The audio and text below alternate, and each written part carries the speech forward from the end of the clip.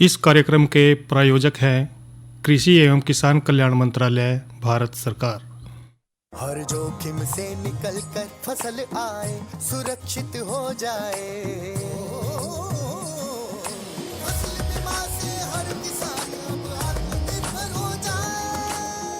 संकट के समय प्रधानमंत्री फसल बीमा योजना किसानों के लिए वरदान है। अब सूखा पड़े या बाढ़ आ जाए कोई डर नहीं। अब ओले पड़े या कीट पतंगे फसल खा जाए कोई फिक्र नहीं, क्योंकि हमने लिया है प्रधानमंत्री फसल बीमा।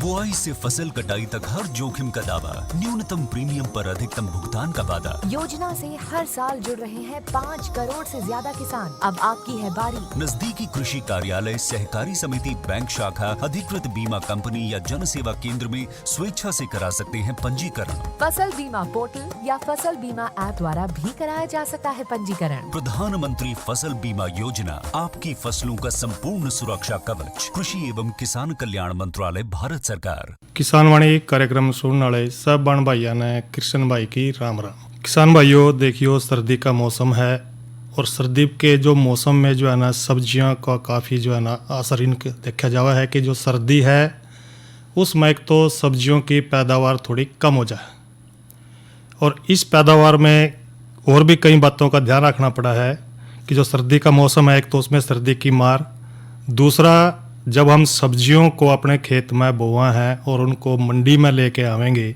तो उनकी जो तोड़ाई है उसके बारे में भी हमने कई बातों का ध्यान रखना पड़ा है। यानी कि जो सब्जी की जो तुड़ाई है उसमें कौन कौन सी बातें हैं जिनका हमने ध्यान रखना पड़ेगा।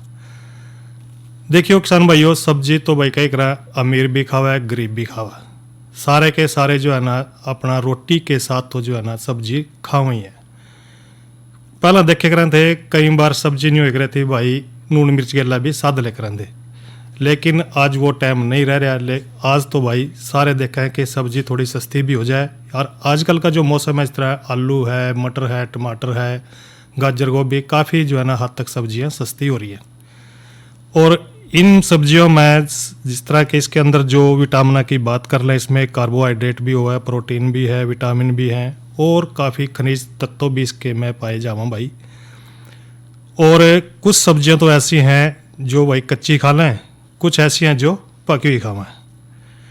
लेकिन कई बार ये भी देखा है कि जो हम सब्जी को तोड़ा है उस तोड़ने के बाद काफ़ी सब्जियां खराब हो जाएं, और ख़राब होने पर जो है ना किसान भाई का काफ़ी नुकसान हो जाए उसमें।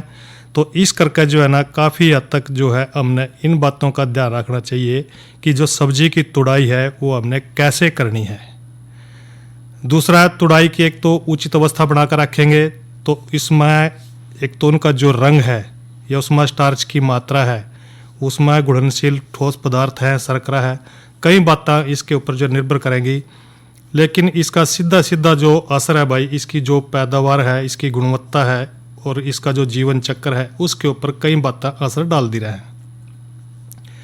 और कुछ सब्जियां ऐसी हैं जिनकी तुड़ाई की जो अवस्था है वो अलग अलग हुआ। जिस तरह के कुछ सब्जी तो कच्ची तोड़ लें, जिस तरह के खीरा है, तोरी है, कद्दू है, चप्पण कद्दू है, भिंडी है, हम इन सब्जियों को कच्चा तोड़ते हैं।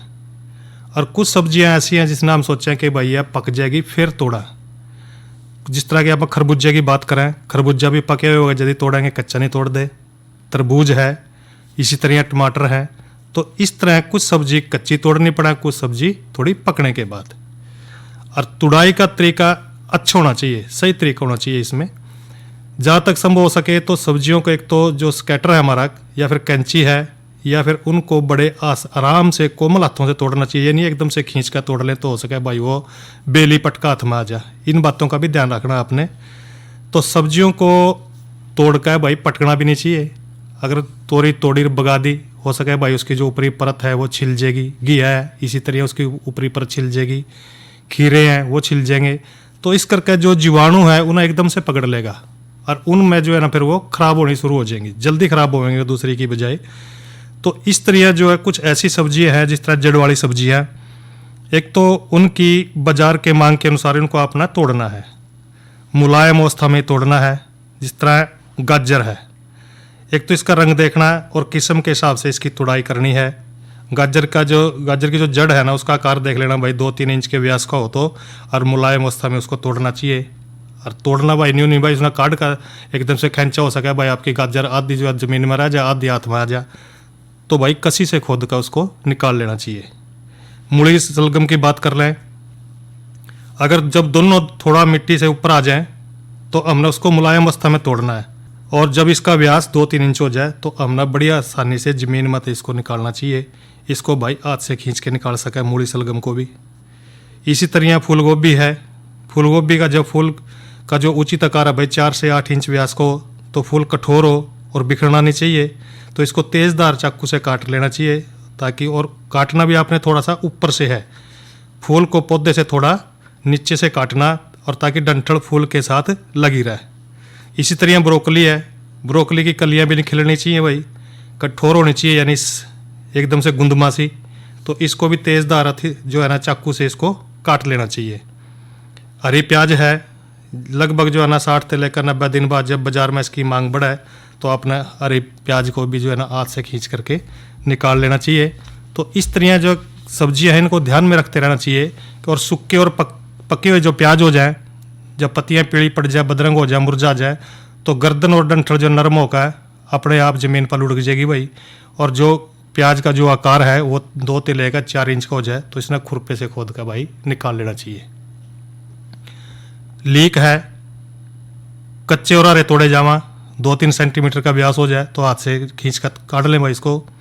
इसी तरह पालक है, धनिया है, मेथी है, इनको भी जिस तरह पालक की बात करें तो पालक कटाई जो है ना बिजाई के 30-35 दिन के बाद हो जाएगा, और जब पत्तियां अप्रोड या फिर तरुणावस्था में हो तो 15 से लेकर 20 दिन के अंतर पर भाई तेज़दार चाकू से इसको काट लेना चाहिए।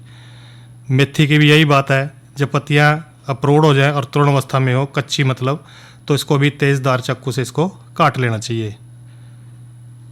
इसी तरह कद्दू वर्गीय सब्जियां हैं, जब बाज़ार में इनकी मांग बढ़ा तो उसके अनुसार आपने देखना है कि भाई किस चीज़ की मांग बाज़ार में बढ़ रही है, तो आपने उसको तोड़ना है। खीरा है, नरम होना चाहिए, चिकना गहरे हरे रंग का हो तो फलों की तुड़ाई आप उस टाइम कर सको हो। करेले की बात कर लें, खाने खातर जब भाई हल्के हरे रंग के हो और कच्चे हो तो आपने उसी टाइम उसको तोड़ना चाहिए। चप्पन कद्दू है, फलों को कच्ची अवस्था में तोड़ना चाहिए। टिंडा, फलों को कच्ची अवस्था में तोड़ो। और भाई कई बार और देखा है कि जिस तरह फल वाली सब्जियां हैं इनकी भी मांग के अनुसार तोड़ें, जिस तरह बाज़ार में जैसे जैसे इनकी मांग आवे तो आपने उसके अनुसार तोड़ते रहना चाहिए। टमाटर है, जब टमाटर की बढ़वार पूरी हो जाए तो लाल पीले रंग की धारियाँ दिखने लगे तो बाकी बाजार जो है ना कि मांग को देखते हुए आपने इसको तोड़ना है। यानी कि जब लाल हो जाए, कई बार देखा है कि कुछ किसान भाई कच्चे टमाटर ले के आ जाए मंडी में और उनके दाम अच्छे नहीं मिलते, तो सही टमाटर करड़ा टमाटर होना चाहिए, पके हुए भी होना चाहिए, जब भी आपको अच्छे भाव उसका मिल सका है। इसी तरह बैंगन की बात है, जब फल उचित आकार का यानी कि 2.5 से लेकर 3.5 सेंटीमीटर व्यास का हो तो उसके हिसाब से ही उसको आपने तेज़ धार चाकू से तोड़ना चाहिए। भिंडी है, फलों को नरम अप्रोड और रेसा बढ़ने से पहले ही तोड़ ले। कई बार देखा है जो भिंडी है भाई पक जा है और वो चक्कू से भी नहीं कटती, इतनी करड़ी हो जाए सब्जी तो कहाँ स्वाद लगेगी भाई उसकी। तो इस बात का ध्यान रखें कि जब भिंडी कच्ची हो तो जब भी तोड़े। मटरों का भी यही है, जब फड़ियाँ पूर्ण रूप से दाने से भर जाए भाई, जब दाने परिपक्व हो यानी कि थोड़े कच्चे अवस्था में हो, कच्चे दाने देखिए कच्चे भी खा सके तो मीठे लगेंगे, लेकिन जब पक जाए तो उनका स्वाद भी अलग हो जाए। आलू है, आलू ज़मीन से जब निकाले जब उनका आकार 2-3 सेंटीमीटर हो जाए और पौधे ज़मीन पर लुढ़क जाए, और बाज़ार की मांग के अनुसार ही उनकी खुदाई करनी चाहिए। यानी कि भाई खुदा खोद कर अपना सारे खेत के एकदम ले जाओ तो भाई बिका भी नहीं। तो इन सारी बातों का ध्यान रखना है। एक तो तुड़ाई करते टाइम सावधानी बरतनी है। कई बार देखा है कि भाई जो पौधे हैं वो जड़ते ही निकले हुआ, तो भाई आगे फल कहाँ लगेगा, तो इसलिए उनको किसी तेज़ धार चक्कू वगैरह से या जो सब्जी हाथ से खींच के निकालने वाली है उसको हाथ से निकाल लें, जो खुरपे से खोदनी है खुरपे से निकाल लें, जो कसी द्वारा खोद कर काटी जाए उसना कसी गेला खोद के निकाल लें। तो ये सारी बातों का आपने ध्यान रखना है। तो उसको जैसे ही बाज़ार में उचित मांग आवेगी तो आपने उसको बाज़ार में लेके जाना है, और ताकि आपको अच्छा फ़ायदा भी हो। तो ये तो चर्चा करी हमने जो सब्जी है उसकी तुड़ाई में किन किन बातों का ध्यान रखना है। और इसके साथ साथ थोड़ा मौसम का जिक्र कर लें। आज का जो अधिकतम तापमान रहा वो रहा 27 डिग्री सेल्सियस और न्यूनतम 7 डिग्री सेल्सियस।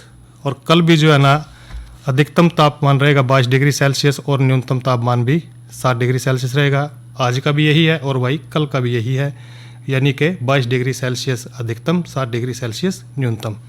और कल जो हम अपने कार्यक्रम में जो चर्चा करेंगे वो करेंगे मछली पालन के लिए नर्सरी तालाबों किस तरह तैयार करने हैं और उसमें कौन कौन सी सावधानियां बरतेंगे। दूसरी चर्चा करेंगे हम कृषि सुधार अधिनियम 2020 पे। तो अब सुनाएंगे भैया ना लोकगीत, तो आओ सुनते हैं ये।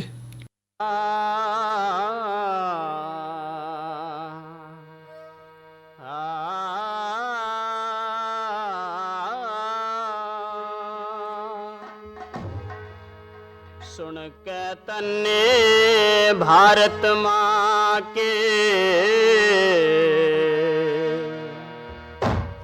सुन के तन्ने भारत माँ के, न्यू के सुन के तन्ने भारत माँ के, नाड़ तले न होगी चढ़गी सर में और लिहाज आज में ना बोलने जोगी।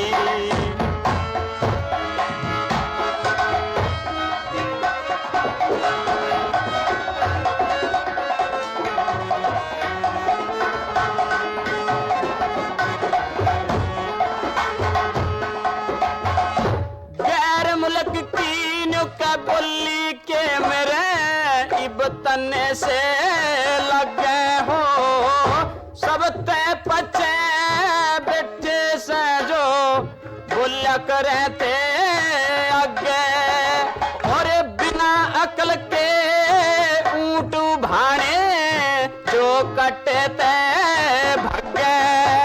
युद्ध हिंदुस्तान नींद का दुखिया और मुल्क सब जगे, बेरा नाक आँख खुलेंगी, बेरा नाक आँख खुलेंगी, मेरी भोली जनता सोगी।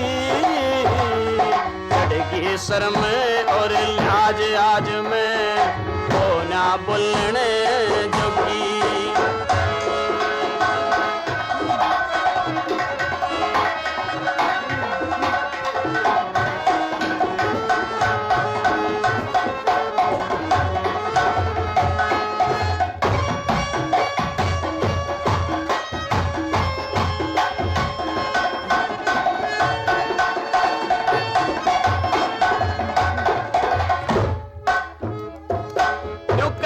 के तन्ने दिया करेंगे ब्रह्मा चीन जापानी, अमेरिका अफ्रीका और जर्मन और लोग ईरानी, ये तो अरब तुर्क भी बोली मारे ठट्ठे करें भूटानी, और ये के मंगे नुकया जदीन पगले हिंदुस्तानी, बेरा ना इस बार हिंद ने, बेरा ना इस बार हिंद ने क्यों छुआ चात डुबोगी।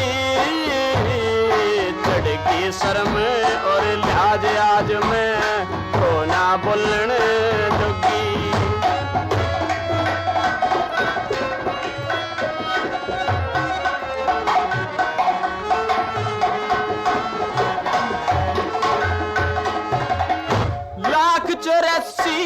का जुनी बनाई धर्म एक बतलाया, अपना भाग अलग हो हृदय नरम एक बतलाया, जितनी जिया जून फिर सब कर्म एक बतलाया, और आठ मास भाई लहू पसीना भरम एक बतलाया, समझणिए के कली तीसरी, समझणिए के कली तीसरी, गुप्ती सुलझ भोगी, लड़की शर्म और लिहाज आज में तो ना बोलने जोगी।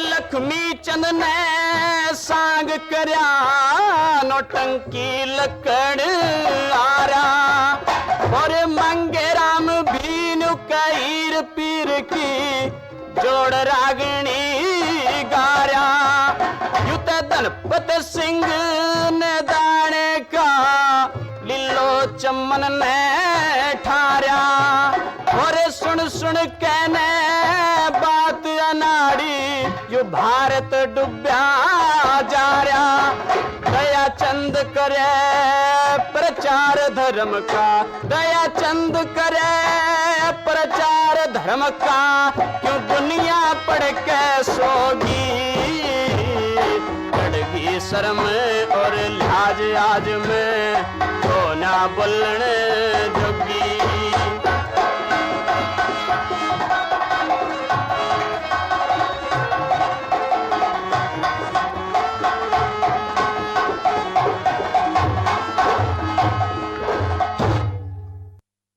ये तो सुनी भैया ने रागनी और गायक कलाकार थे राजकुमार चांगड़ा।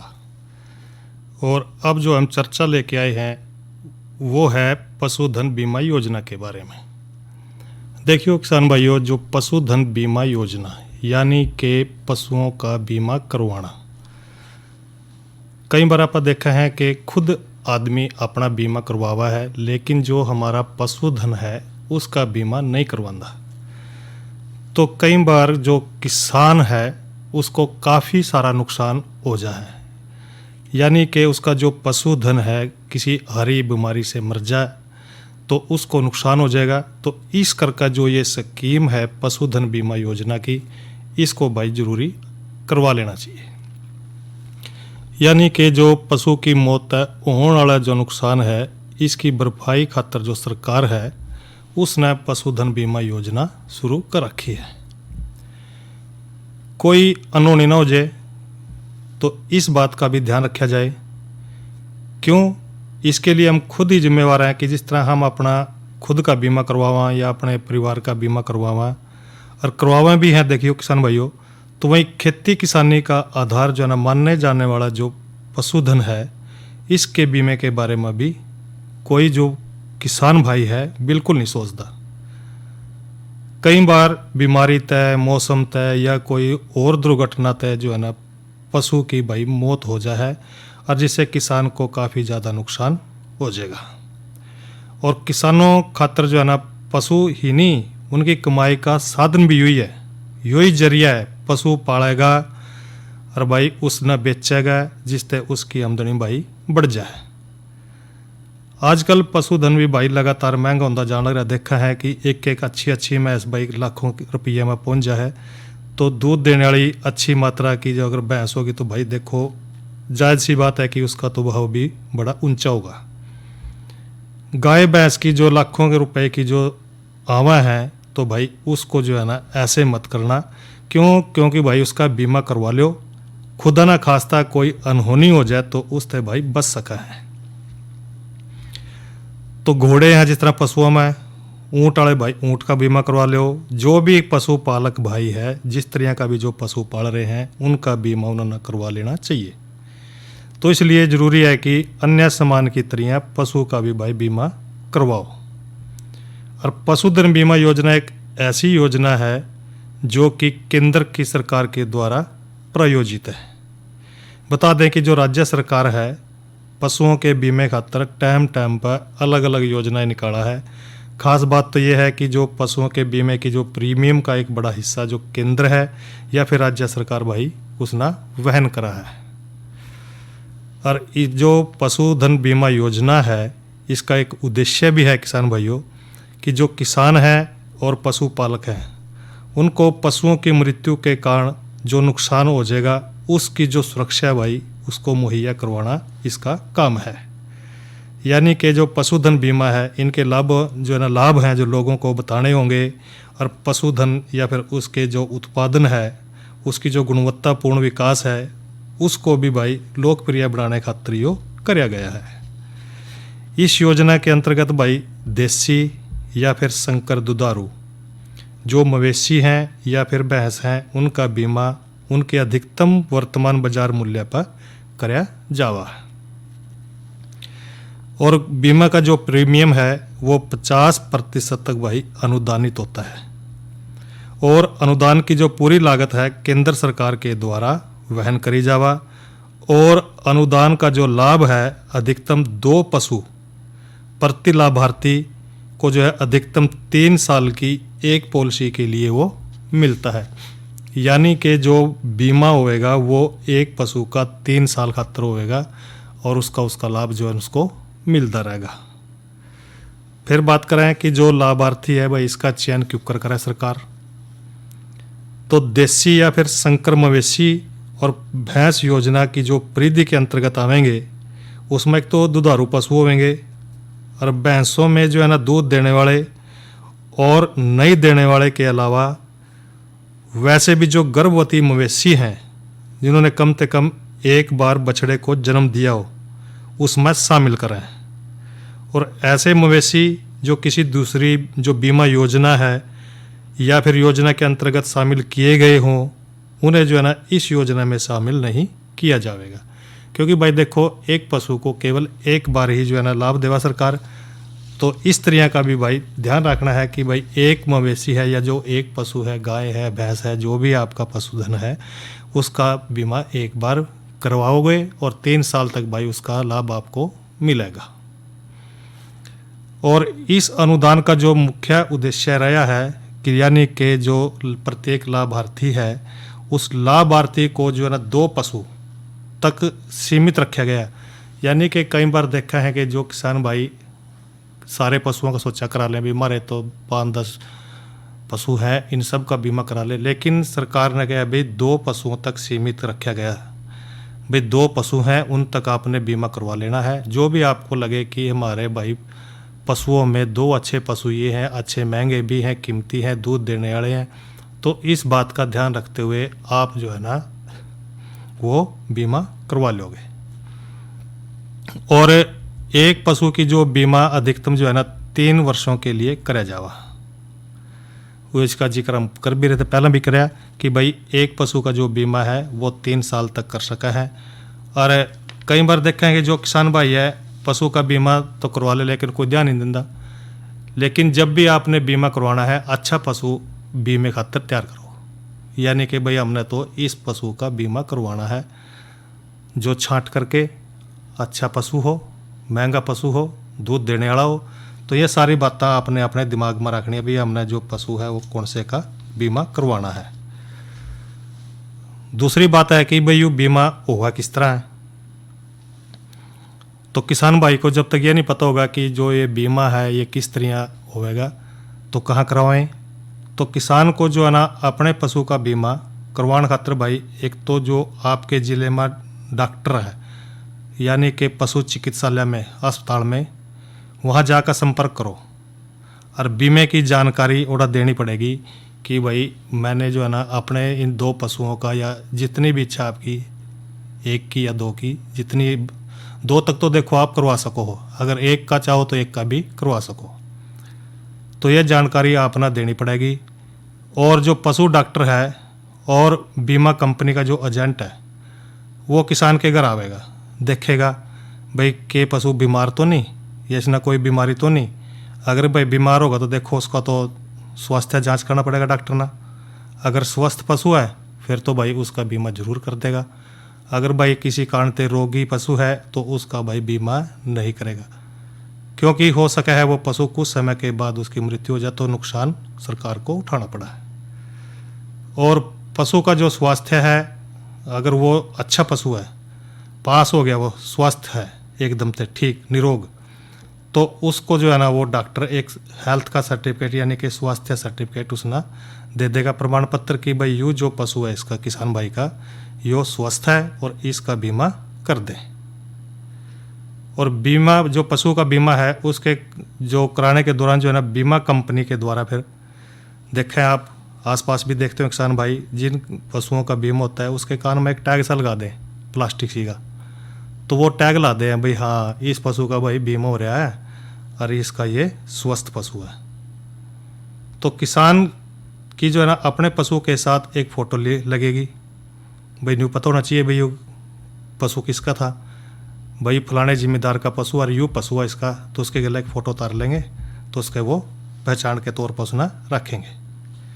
और इसके बाद जो है ना बीमा जो पॉलिसी है फिर वह फिर जारी करेंगे, भाई जो ये किसान है इसको ये बीमा पॉलिसी जारी कर दें, क्योंकि उसने अपने पशु का बीमा तो करवा लिया। तो इस प्रकार से जो किसान भाई है वो अपने पशु का भाई बीमा जरूर करा लें। लेकिन कई बार किसान आनाकानी करता रहे, कोई नहीं भाई करा लेंगे, आज करा लेंगे, कल करा लेंगे, लेकिन इन सारी बातों का ध्यान जरूरी है। अभी टाइम पर अगर करवा लेंगे तो हो सका आपका फ़ायदा हो इसमें।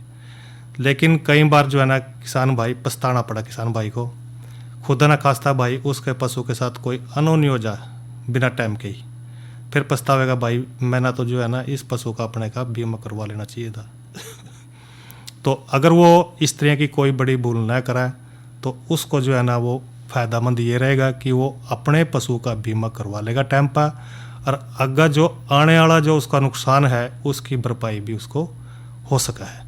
तो इस तरह जो पशुधन बीमा योजना है सरकार की यह स्कीम है, इसमें भाई कोई इतना लंबा चौड़ा कोई काम नहीं है, ताकि भाई जो किसाना खातर चला रखी है सरकार ने, किसानों के हितैषी है, तो किसान भाई अपने जो पशु हैं उनका बीमा करवा ले समय पे, और भाई कोई जान माल की जो पशु से संबंधित कोई है हानि उससे बच सका है। तो इस तरह तो ये जो चर्चा करी हमने कि जो पशुधन जो बीमा योजना है उसके बारे में, इस कार्यक्रम के प्रायोजक थे कृषि एवं किसान कल्याण मंत्रालय, भारत सरकार। अरे अरे अरे क्या कर रहा है? इधर इधर इधर हम बोल रहे हैं तेरे बीजू का। उतला बोल रहा है? हाँ, पक्षियों से तो हम खेत को बचा लेते हैं, पर इन घातक रसायनों से कैसे बचाएं? मतलब? देख बेटा, तू जो ये अंधाधुंध रसायन मिलाता है ना, मिट्टी की सेहत बिगड़ने लगी है, और जब माटी ही कमजोर पड़ जाएगी तो उपज कैसे सेहतमंद होगी? हाँ?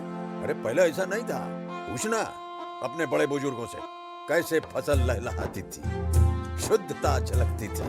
हाँ, माटी भी तंदुरुस्त और लोग भी। अरे अब पहली वाली बात कहाँ? पर अब तो सब यही डाले हैं। सब नहीं, आज भी लाखों जागरूक किसान परंपरागत विधि से फसल उगा रहे हैं, खर्चा कम और उपज की कीमत भी बेहतर पा रहे हैं। सच है? रे बेटे, एक्सपीरियंस से बता रहे हैं, धूप में बाल सफेद नहीं किए हैं। हाँ। ठीक है भाई, मैं भी आज से जैविक खेती शुरू करूंगा। माटी से प्रेम की परंपरा है, परंपरागत खेती। इसी के साथ ही आज का किसान वाणी कार्यक्रम यहीं पर संपन्न होता है। कृष्ण भाई ने देव इजाजत। अच्छा भाइयों, राम राम।